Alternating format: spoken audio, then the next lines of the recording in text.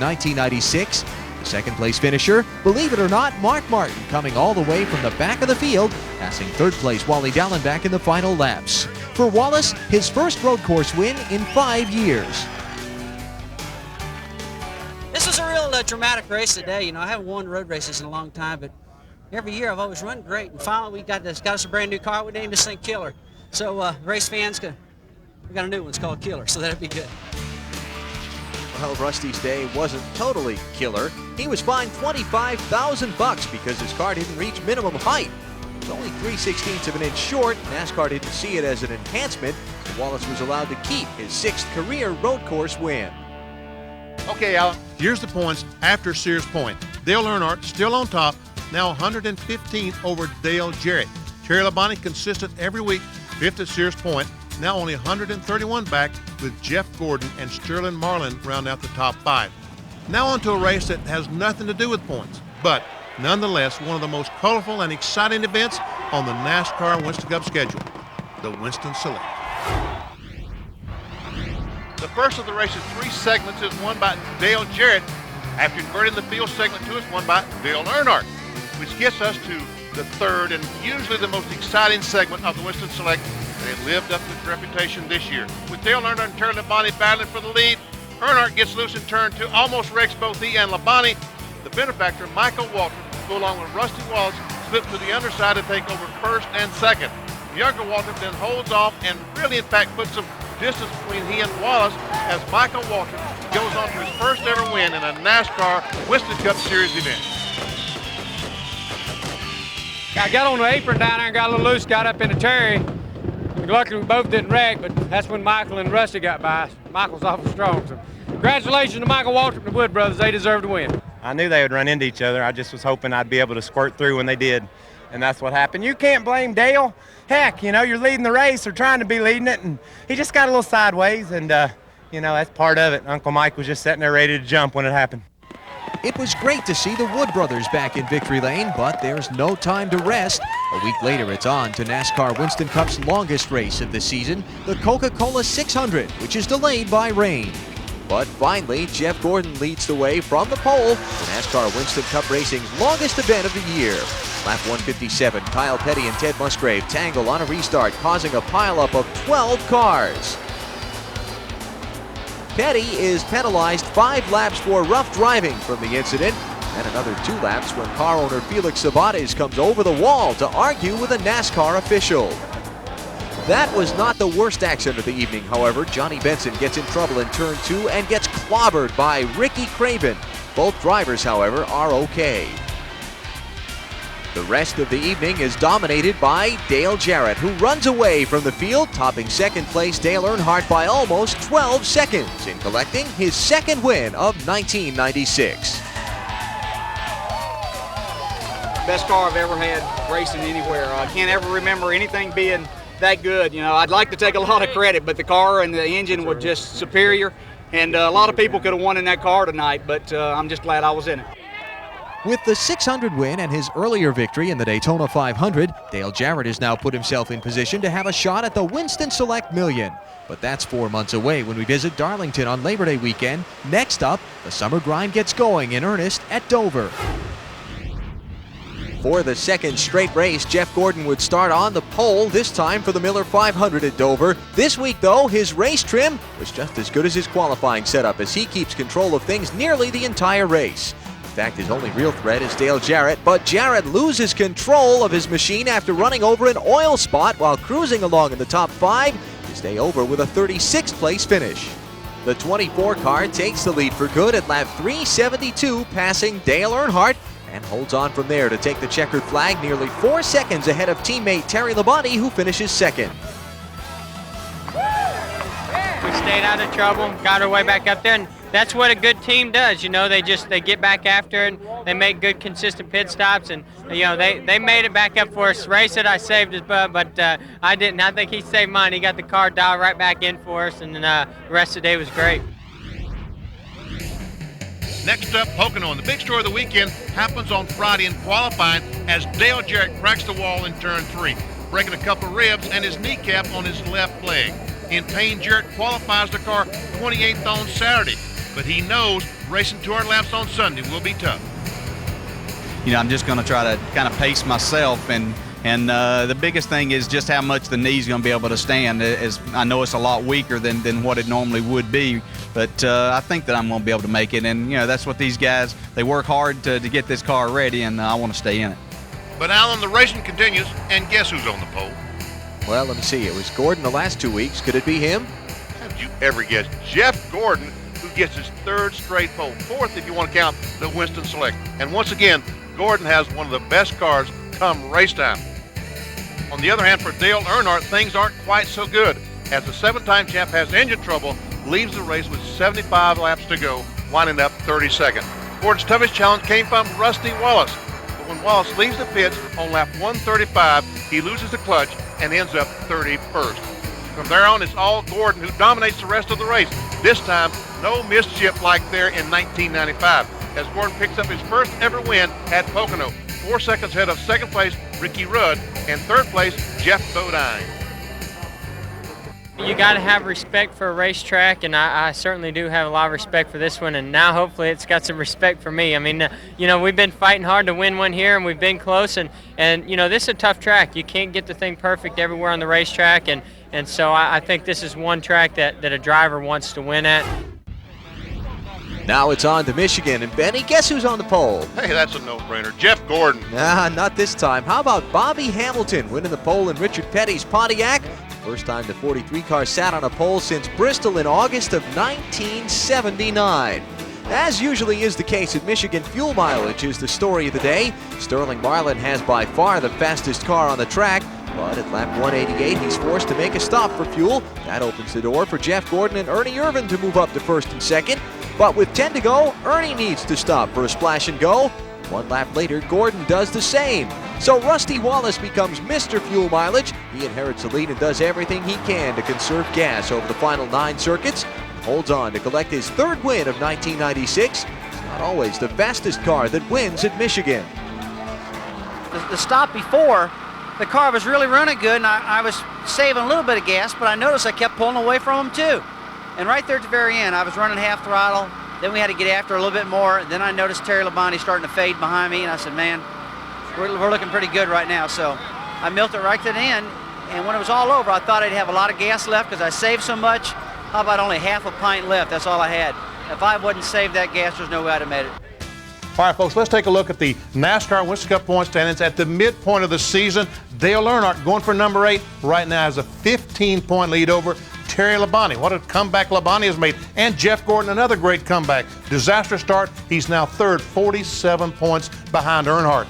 Dale Jarrett, Ricky Rudd round out the top 5. And if we look at the second 5 in that top 10, Benny, Sterling Marlin, Ken Schrader, Rusty Wallace, Mark Martin, and Ted Musgrave. Interesting thing there, only 118 points between 6th place Marlin and that tie for 9th and 10th between Martin and Musgrave. So through 14 of the 31 races to start the year, things just as close in the second group as they are in the first. But really, thinking back on the first half of the season to this point, it has been that top group that's dominated everything. You sure have. Earnhardt, Jeff Gordon, Terry Labonte. And Terry Labonte only has a victory, but how dominant that car has been. And Jeff Gordon, a disaster start. We've talked about it over and over, but right now he has several victories and on towards that championship. One had predicted Earnhardt would have several victories by this point in the season, but right now he hadn't won since Atlanta. He's struggling a little bit right now, but I think later on in the year we'll come into Earnhardt's part of the season. Bristol, Darlington, that's Earnhardt time to shine.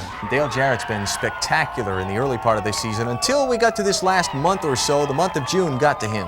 Man, I'm telling you, Dover, what a tough break he caught in Dover. Hit that oil, crashed, coming off turn 2, and then goes to Pocono, and in qualifying crashes, breaks the leg, breaks the ribs. Tough break for Dale Jarrett. But now he is fine. He finished the season in good medical shape. He's on and trying to win that championship. So we're through what is sort of the unofficial first half point of the season. 14 of the 31 races down. Now it's time to begin the second trip around to these racetracks. Back to Daytona for the Pepsi 400. The Pepsi 400 was plagued from the get-go by weather. The race was delayed for nearly 3 hours as the rains came down. When it finally stopped, pole sitter Jeff Gordon led the pack to the green. The story of the day, other than the rain though, was Sterling Marlin, who started on the outside pole. Marlin didn't make it through the afternoon without a scare. He was leading at lap 66, then suddenly slowed, dropping all the way to 17th. Marlin thought the engine was gone at first, but on a hunch, popped his backup ignition on, dropped the car into third gear. What do you know, everything was just fine, and he started his climb back to the top.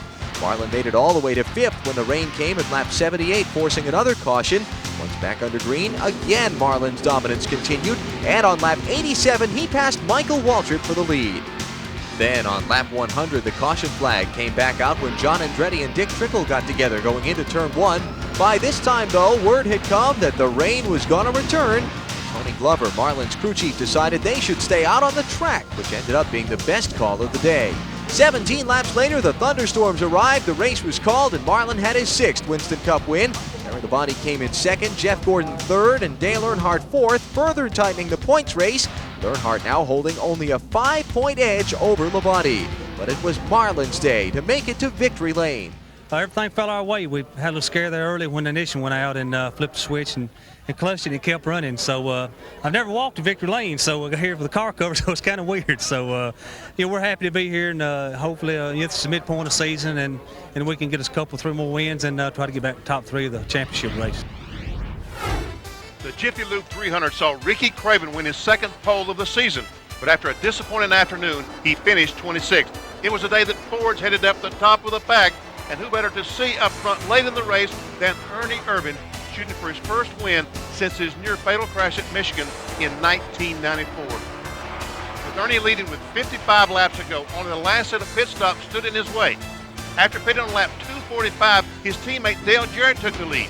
At lap 277, Kenny Schrader was the last of the leaders to pit. Ernie Irvan took the lead for good to make his comeback from near death complete. I knew if we got the car right, and that's a lot, me being able to tell them what we need to do, and I was a little bit short on that department, because of not be racing for a couple years. So, there was no doubt I could win a race. It was just a matter of when. All right, let's take a look at the NASCAR Winston Cup Championship standings after that New Hampshire race. And Benny, for the first time since Martinsville, got a new leader. Terry Labonte has struggled this year, but he has fought his way back. He now has an 18-point lead over Dale Earnhardt. Gordon just 116-point back, and Dale Jarrett, he's fought his way back. He's 212 out. Falling out of that New Hampshire race hurt Jeff Gordon, but we can't talk about New Hampshire without spending a minute on Ernie Irvan. Boy, what a great thing to see him back in victory lane. I think we could probably do 10 minutes on Ernie Irvan with that victory in New Hampshire. And I tell you what, I was sitting there on the couch watching the race on TV, and I've never been so pleased at a victory in my entire life, because Ernie Irvan struggled this year. He really had some problems early on in the year, and you wondered, had he lost something? He finally proved to us all he hasn't lost a thing. It was kind of funny that there were a lot of wet eyes around victory lane in New Hampshire, but none of them belonged to Ernie. He was kind of acting like, hey, this was supposed to happen all along, so what's the big deal about? But it was really nice to see Ernie back in victory lane. Ernie would be a factor again the next week as the circuit moved on to Pocono for the Miller 500. The Miller 500 brought the NASCAR Winston Cup boys to Pocono for the 2nd time this season, and on lap 2 it looked like it was going to be a long day. Jimmy Spencer spun in turn 3. Behind him, John Andretti got into Bobby Hamilton, starting a crash that also involved Jeff Green and Darrell Waltrip. Only Andretti stayed in the race. But after that, Mark Martin would lead most of the afternoon that was caution-free until at the 400-mile mark, lap 166, when debris in turn 2 brought out the yellow. In the ensuing pit stops, Martin's crew had a lug nut stick in the socket on the right rear tire. Mark was forced to pit again to get his tires changed. Meanwhile, Ricky Rudd came out of the pit stops in the lead, but it was Rusty Wallace with the better car. After Rusty passed Rudd on the restart, he would lead the remaining 30 laps to take the checkered flag. Rudd finished 2nd, Martin dropped to 9th, Yates Racing took 3rd and 4th, Dale Jarrett 3rd, and Ernie Irvan 4th. For Rusty, his 4th win of the 1996 season. I can't believe that I keep winning these Miller races. It's unreal. A lot of people think it's got to be fixed, but it's not. I mean, I've won so many Miller 400s at Richmond, and then those Miller 400s at MIS, and then here. It's awesome. I love it. This is my 45th victory. It's 4th this year, and it really feels great. We move on to the fastest track on the NASCAR Winston Cup circuit, Talladega, and yet another high point in Jeremy Mayfield's young racing career as he captures his first ever NASCAR Winston Cup pole for the DieHard 500. A rain delay of nearly 4 hours stalls the drop of the green flag. Fortunately, that wasn't the only thing to slow the race, as two major accidents mar the event. The first incident comes on lap 102. John Andretti loses control of his Kmart Little Caesars machine in heavy traffic. Eventually, the melee collects 14 cars altogether, though most everybody's able to continue on. The biggest incident of the afternoon comes at lap 117, when Ernie Irvin and Sterling Marlin touch, set off a chain reaction wreck that involves 11 cars running at the front of the field. Dale Earnhardt's car suffers extensive damage, sliding on its roof for a while. Winston Cup points leader Terry Labonte gets involved, as do a host of other cars. But without a doubt, it's the 7-time champ who gets the worst of it. You know, our biggest deal is that Dale's okay. You know, he was really sore in his chest when I was talking to him, and you know, he was in real good spirits. You know, he felt his shoulder was hurting real bad, but you know, for him to be talking to us and all, you know, we'll make up points or any other, you know, all that's second right now to us. He's okay. The race is red flagged for a good long while, and with darkness approaching, NASCAR decides to make it a 5-lap sprint to the finish, which Jeff Gordon wins, holding off Dale Jarrett to the checkered flag, collecting his 6th victory of the 1996 season. I tell you, this is an exciting win. I think one place that I didn't know if I could win at, you know, I felt like, hey, I can win. I think I might be able to win on a road course. I might be able to win at Martinsville, but I was like, I don't know if I can never win at Talladega. So this is a really, really exciting win for us to take the points lead. I mean, that's just unbelievable, and it's unfortunate for Dale and Terry to have those problems. But, you know, these guys did a great job. They built this race car, you know, before Daytona in July, and it came here and was a great car here, too. And they really did their homework, and it was a lot of fun to drive from where I was sitting. That 6th win for Gordon puts him into the NASCAR Winston Cup Championship lead for the first time all season, 9 points ahead of Terry Labonte. Dale Earnhardt, despite his big crash, stays in 3rd. And Dale Jarrett 4th, just 82 points down, very tight atop the championship standings. But Benny, Jeff Gordon in the point lead, remarkable from where he started the year. It's unbelievable. He had trouble in Daytona. He had trouble in Rockingham, the 2nd race of the season. He was 43rd in points after the first 2 races, and now 16 races later, back in the lead. Let's talk about Dale Earnhardt's big accident, one of the nastiest I've seen. Oh man, what a terrible crash. You know, NASCAR mandates an electric switch that controls all the electricity in the race cars.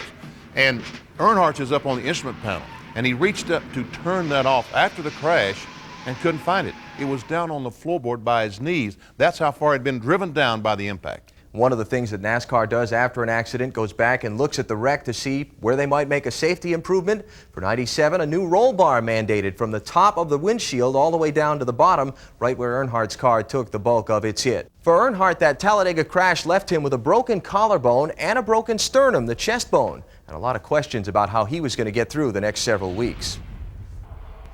The first few days after Earnhardt's wreck were, as you would imagine, quite tough for the 7-time champ, but Dale Earnhardt is still the intimidator, and keeping him out of the car is not an easy task, especially when the next race is one of the biggest of the year, the Brickyard 400. Earnhardt knows his 8th NASCAR Winston Cup title is on the line, but also knows he's not up to the task of racing at Indy. I don't want to take a chance and do something to injure myself, but to take a chance and hurt somebody else or endanger somebody else's life. And there's a lot of guys out there with me that I got to think about. The patented Earnhardt grin masks the man who's in constant pain. With the broken sternum and collarbone, Earnhardt can't practice much and has to let fellow Childress driver Mike Skinner take the reins, not just for practice, but also for the race. Mike Skinner's our best bet. He's worked with Richard and the team. He knows what's happening with the team. He knows our focus here. He knows what we want to accomplish. He has his situation set for next year, so he's not got to worry about proving anything to try to get a ride. So we're really comfortable with Mike. We feel like Mike can do us a good job on Saturday. But for one lap around the famed Brickyard on Wednesday, for just over 52 seconds, the Intimidator found something deep inside and found probably the best story in all of qualifying for this 3rd Brickyard 400, a 12th place starting position. One spot better than his effort in '95, a race he went on to win. But Earnhardt summed up his emotions race morning quite simply. Disappointed. I don't think I can drive the whole day, so I'm disappointed, really. As far as, sore, hurt, just disappointed, biggest thing. Benny, it's never a good time to get hurt, but for Earnhardt, the timing of this injury was particularly devastating. Oh, it really was. He was looking forward so much to the Brickyard 400. He was the defending champion, and you're only allowed 7 test days in Winston Cup racing per year. He had used 2 test days trying to get ready for the Brickyard 400, and now can't race in it. So Earnhardt's going to start the race with his injuries. Gordon's going to start the race with the point lead.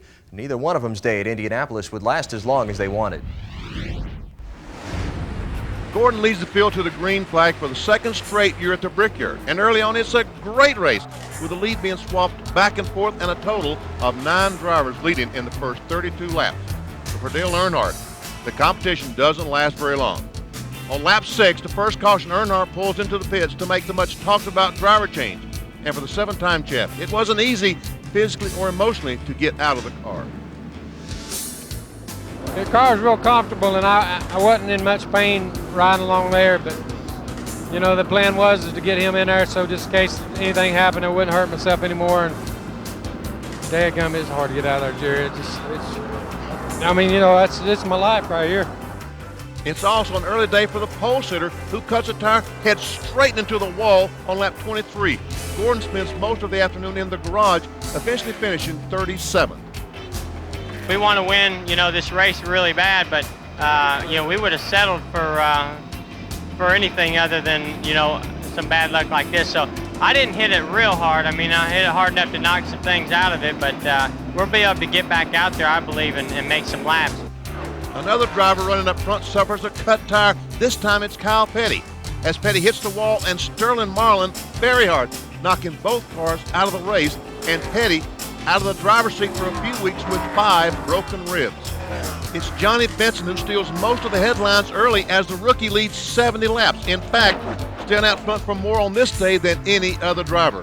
Benson fades in the late stages, giving way to some great racing between teammates Dale Jarrett and Ernie Irvin. With 6 laps to go, Irvin on the point, Jarrett takes advantage of a slip and shoots past Ernie to take the lead.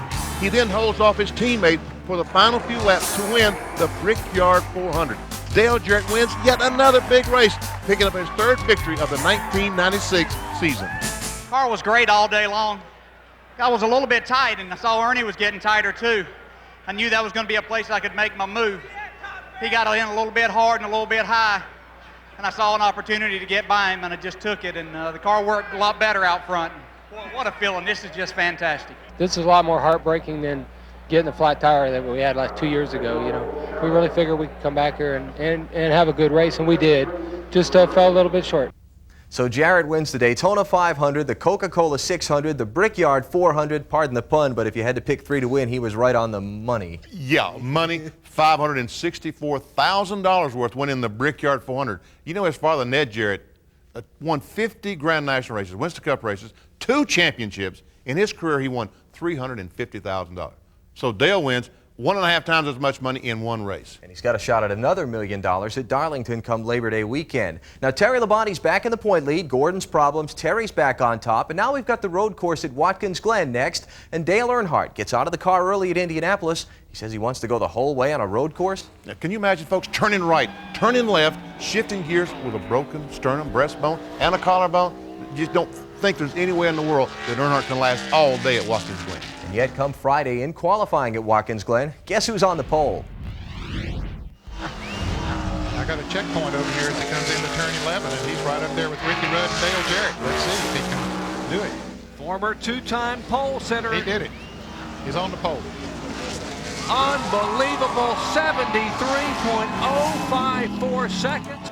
That's right, Dale Earnhardt, broken sternum, broken collarbone and all, suffered through 11 turns, both right and left, in a Watkins Glen course record of just over 73 seconds, and as if there was any doubt, secured his old slogan of one tough customer, and probably made a good bid for Terry Labonte's nickname of Iron Man.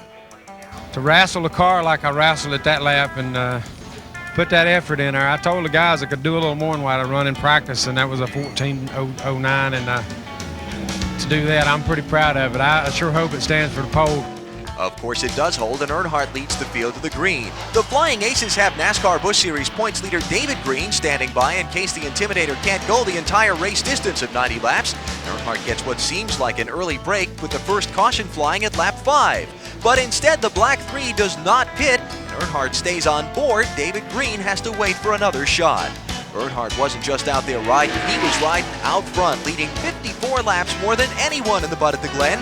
But it's pit strategy that decides the outcome. Jeff Bodine and crew chief Paul Andrews decide 2 days before they would divide the race into 3 30-lap segments, hit only at the appropriate time. Even though the strategy is hard to stick to, it pays off when the eldest Bodine passes Ken Schrader with 7 laps to go, then holds off points leader Terry Labonte to collect his first win in nearly 2 years at his hometown track of Watkins Glen. We planned that 2 days ago, 3 days ago, that strategy. We stuck to it, and it worked. Unbelievable. Paul, great, Jeff. That was great. This is fantastic. I've still never won a Winston Cup race here. We had a great car today. The Kellogg Chevy ran good all day. We were close. Seemed like we were second all day, but I'm pretty happy to get back to where we were after that last caution. We had to come in and get a little gas. We didn't have quite enough to go all the way. And we lined up 11th on that start, and I thought, boy, we're in trouble, and I didn't know we could come up through there like that.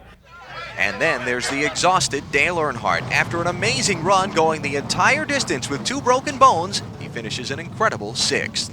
I got to thank David Green for coming up and helping us out and standing by for me. And the car was great. The car, I was a little soft on brakes there at the end. I'd used them pretty hard all day, but I just didn't have nothing there at the end to run with the brakes, and I think the driver's giving out some too.